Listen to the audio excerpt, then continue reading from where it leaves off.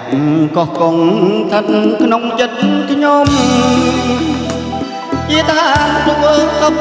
ពីរមផ្សេងផ្សានសុខធំដែលខ្ញុំស្នេហាទេពីទាំងឡាយសពសាយគុនធាគឺជាគ្រឿងអលង្ការមករចនាសម្រកោះកុង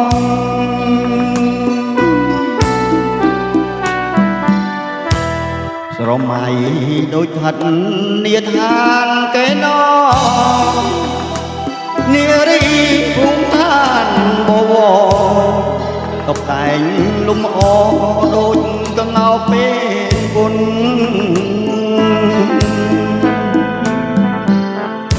ទុំលើក្បាលទូកសែនសំត្រឹសត្រង់កង់វែងរលើរលោ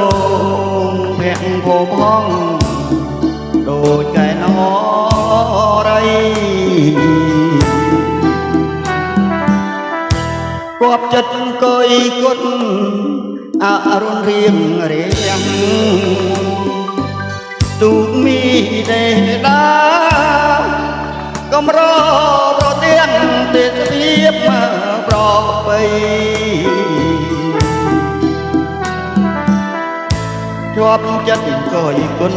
សៃវ័នសម័យរលោករលាញ់ចាំងរាំងសម័យដូចបិច្នៃ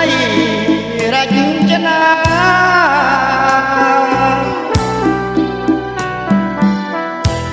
នារីជ្លៀកពាក់ក្នុងពណ៌គ្រប់យ៉ាងអង្គុយក្រោមដើមកោងកាង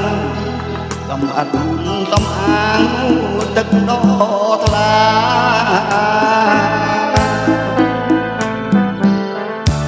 ខ្លាំងស្នេហ៍យ៉ាងក្ដី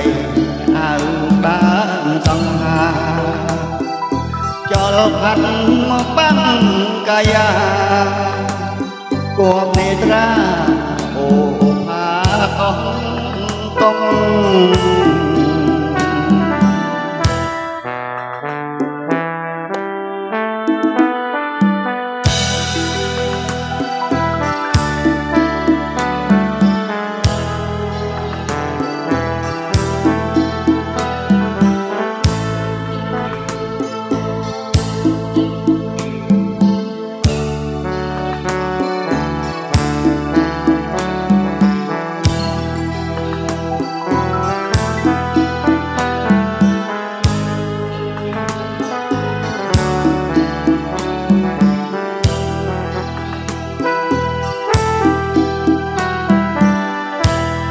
គប់ចិត្តអង្គុយគុណ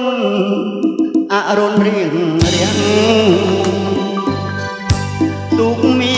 ទេដាកំរប្រទៀងទេសភាពប្របីជាប់ចិត្តអង្គុយគុណសៃវ័នសម័យរលោករលាញ់ចាំងរាំងសម័យដូចបិច្នៃរចនា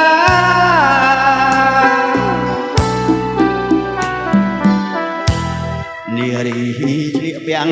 ឆ្លងពណ៌គ្រប់យ៉ាងអង្គុយក្រោមដើមកោងកាងសំអត់សំអាងទឹកដោ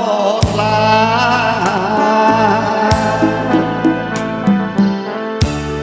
ខ្លាំងស្លៀកពាក់ខ្លីអាវស្ដើងសង្ហា